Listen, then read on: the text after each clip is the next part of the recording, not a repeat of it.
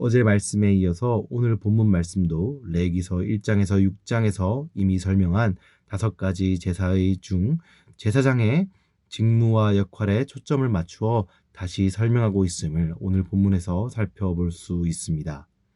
오늘 말씀은 속죄제와 속건제를 드릴 때 제사장의 역할에 포커스를 맞춰 설명하고 있는데, 그 시작을 24절에서 다시 한번 이 규례들이 하나님께서 모세를 통해 이스라엘에게 주신 명령임을 밝히고 있습니다.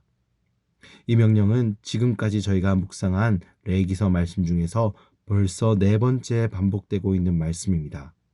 그렇다면 왜 하나님께서는 이 규례들을 하나님께서 모세에게 명령하신 사실을 반복하며 알려주시고 있으실까요? 그것은 이스라엘 백성이 혹시나 이 규례를 지키는 것이 복잡하고 여러 수고가 드는 것 때문에 이 말씀을 이스라엘 백성들에게 다시 한번 이 규례가 사람의 명령이 아닌, 모세의 명령이 아닌 하나님의 명령인 말씀임을 다시 한번 일깨워 주고 있는 것입니다. 우리가 묵상하는 말씀 가운데, 그리고 주일에 듣는 말씀 가운데 종종 주님은 우리가 원하는 것을 포기하고 우리가 행하고 있는 일들의 방식을 바꾸고 때로는 인간적인 수고와 손해를 감당하면서 감수하기를 원하시는 그러한 말씀을 저희에게 주실 때가 있습니다. 그럴 때 우리는 종종 그 말씀을 우리가 지킬 수도 있고 지키지 않아야 되는 그런 인간의 말을 듣는 것과 같은 옵션이 있는 것처럼 고민할 때가 있습니다. 물론 어제 주일 말씀에서 들은 것처럼 하나님께서는 오래 참으시고 노하기를 더디시는 하나님이시지만, 우리가 만일 하나님을 우리 삶 속에서 주인과 구세주로 고백하는 하나님의 백성이요 하나님의 성도라면 우리가 듣는 그 말씀이 하나님의 명령이며 우리는 그 말씀에 순종해야 하며 우리의 육신의 연약함 가운데 그 말씀을 지키기 힘들다면 성령의 도우심을 구함으로 그것을 지켜내어 하나님을 기쁘시게 하고 우리 삶 가운데 순종의 열매를 올려드려야 하는 것임을 우리가 기억해야 합니다. 오늘 말씀 가운데 그 사실을 기억하며 주님께 합당한 삶을 거룩하게 살아내는 우리가 되기를 주님의 이름으로 소망합니다. 이어지는 25절의 말씀부터는 본격적으로 속죄제를 드릴 때 제사장들이 지켜야 할 규례에 대해서 설명하고 있습니다. 먼저 본문은 속죄제의 제물이 지극히 거룩한 것임을 밝힙니다. 그렇기에 그 제물을 번제물을 잡는 곳에서 잡고 그 고기를 먹는 제사장들도 회막들한 거룩한 곳에서 그것을 먹을 것을 명령하시고 있습니다. 그것뿐만 아니라 제물을 잡다 어떤 옷이든지 그 피가 묻을 경우에 거룩한 곳에서 그 피를 씻을 것을 명하시고, 제물을 삶을 때 사용한 토기는 혹 그 제물이 스며들었을지도 모르기에 그것을 깨뜨리라고 명령하십니다. 그리고 제물을 손질할 때 쓴 유기는 그 피를 물에 닦아 거룩한 속제물을 거룩하게 지킬 것을 명령하시고 있습니다.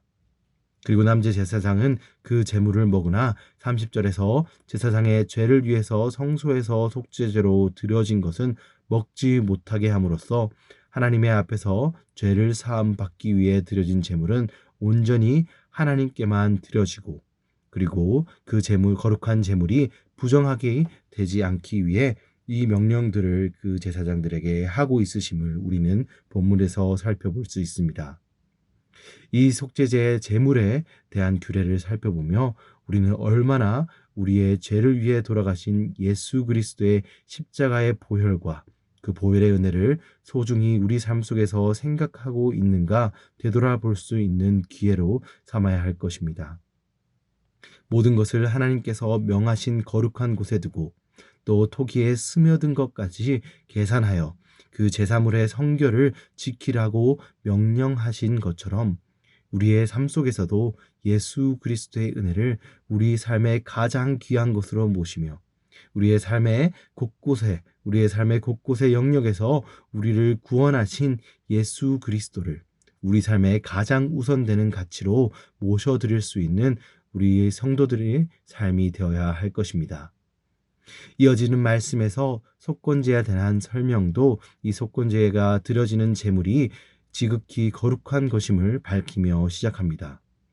이전 레위기서 말씀에서 살펴본 속건제는 다시 한번 그 의미를 살펴보자면 하나님께서 명하신 규례와 성물을 드리지 못한 죄, 그리고 이웃에 내가 손해를 끼쳤다면 그 제사함을 받기 위해 드려지는 제사였습니다.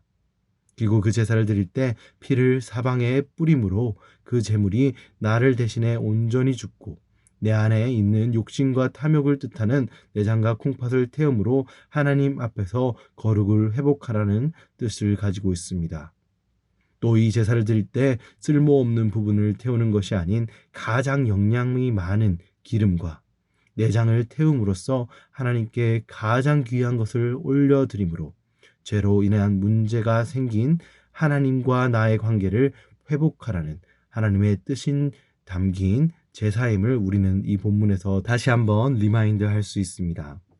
하나님께서는 이러한 속건제의 제물도 속죄제의 제물처럼 지극히 거룩한 것이기에 하나님의 거룩을 상징하는 이 제물도 이 하나님의 제물을 드리는 공간에서 벗어나지 않고 거룩한 장소에서 제사장이 남자들이 거룩한 곳에서만 먹을 것을 명령하고 있음을 우리는 본문에서 확인할 수 있습니다.